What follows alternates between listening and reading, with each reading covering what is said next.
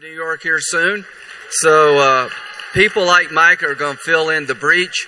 We've got a lot of good candidates here tonight. But bottom line is the challenge under the Biden administration for the U.S.-Israel relationship is great. Do you agree? The one thing I can tell you is that Jerusalem is the capital of Israel. And if there's an effort to open a consulate by the Biden administration in Jerusalem, we're going to fight like hell. This would undercut everything that President Trump has tried to do. After Tuesday, I hope the Democratic Party understands the American people are not wanting to go where they will take them, but I doubt if they understand that at all. Do you? So one thing, I talked to President Trump. He said hello, by the way. The one thing I can tell you about President Trump, during his time, Israel had the best friend in the White House since the founding of the Jewish state. The state of Israel provides the United States with more actionable intelligence than any single nation on the planet. The enemies of the Jewish state are the enemies of us as a nation. Our friends in Israel, how do you become a politician in Israel? You have to get a vote. Israel is a rule of law based nation with an Arab on the Supreme Court. Israel is an outlier in the region. And in college campuses throughout this country, Israel's the bad guy. Let's fix that. How about that? Israel's not the bad guy. So what I worry about? I worry about the rise of ISIS and Al-Qaeda. I worry that everybody who fought along our side that we left behind is going to meet a terrible demise. I worry that those who've been with us may second guess whether or not you should stay with the United States. I worry about Taiwan. I worry about the Chinese licking their chops and believing now's the time, because in America you don't have the will or the resolve to do the things that you used to be willing to do. I worry that our allies in the region no longer can trust us. I worry that our friends in Israel feel like they may have to go it alone when it comes to stopping a nuclear-armed Iran. I worry about the JCPOA being restarted. It's the worst deal since Munich. I believe that the Biden administration would crawl through glass to get a deal with the Iranians. I believe that Israel will use military force if they have to stop the Ayatollah from getting a bomb. I believe the United States should tell Iran that if you continue to enrich at 60% above, all bets are off. Do you understand the difference between 5% enriching uranium than 60%? Do you understand the difference between 60% and 90%? If you don't, make yourself smart.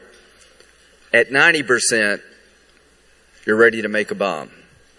The Iranians are very, very close. Our friends in Israel are committed to making sure that one Holocaust was enough. Most Americans are not as aware of this as they should be. My goal in 2021 and 2022 is to make national security and the defense of Israel one of the main topics in the next election. My goal is to go all over the country and kick the ass of the left, who's leading this country down a socialist path, who's created open borders and danger on our border like I haven't seen in my lifetime, who are willing to go into the worst deal since Munich yet again. So, ladies and gentlemen, we have a challenge as a party, a challenge as a nation. But the Democrats are doing all they can to help us, and I want to thank them for doing that. That is a joke, but it is kind of sad. So everybody worries about 2024. A lot of people have come here to audition. Well, I ain't one of them. So, would you agree that the Republican Party has a lot of talent? Like in my state, Tim Scott and Nikki Haley? Yeah, I'm the short, dumb one, but I got a lot to compete with in South Carolina. So we have a very rich bench.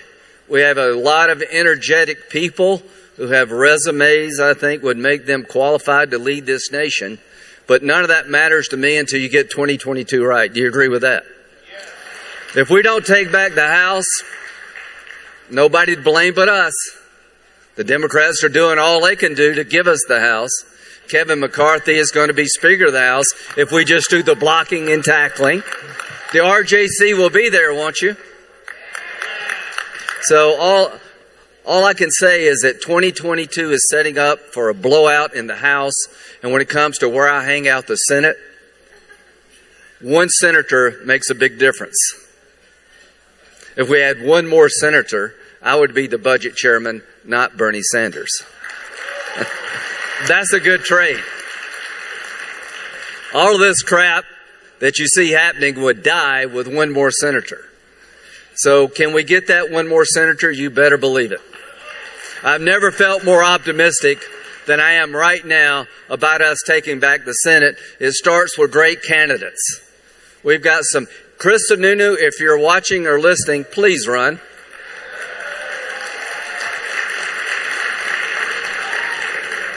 Some people wonder, what can you do as a senator? Is it possible to get anything done? Yes, it is possible, Chris. But the first thing you can do as a United States Senator is fire Chuck Schumer. That's pretty good on your tombstone. If you did nothing else in your whole life, do that. So Chris could win in New Hampshire. Herschel is going to win in Georgia. Help him.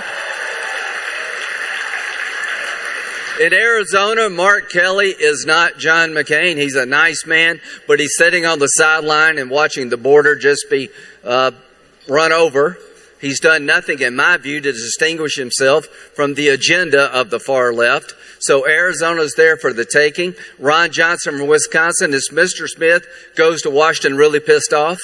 I hope he runs. North Carolina is not a purple state. It is not a blue state. It is a red state. We're going to win in North Carolina. And in Pennsylvania, there's some people here tonight that I'm jacked up about in terms of being able to win Pennsylvania. And follow Pat Toomey. So the winds are moving in our direction politically, and the world is getting more dangerous as I speak.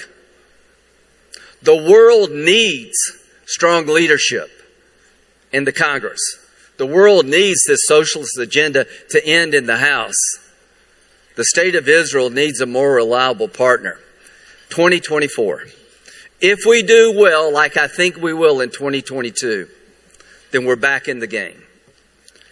Who's going to be the nominee? I don't know, but I do know this, that Donald Trump was a hell of a president.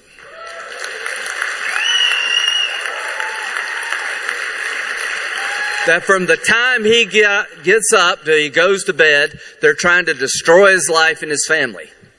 All the bullshit he went through, I don't know how he went through it. And he can be his own worst enemy, that is true. But he did things that nobody else could do that needed to be done.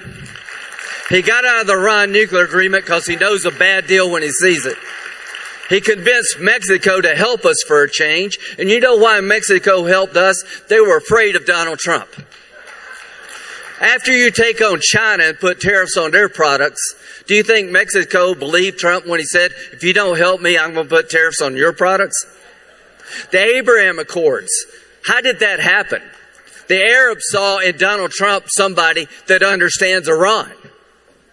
The Arabs understand that Iran is not their enemy. Israel is not their enemy. It is Iran. The Abraham Accords are the biggest sea change in Mideast politics in my lifetime. And we're going to build on it, but we need to take the White House back. So we'll have an opportunity to pick a nominee down the road. We got to win back the House and the Senate. But if we can take back the House, the White House, and the Senate, oh my God, what could we do for this world? We could have working people.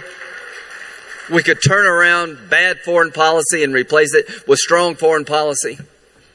We could say yet again, Israel is the best friend of the United States, that Jerusalem will always be forever the eternal, undivided capital of the Jewish state.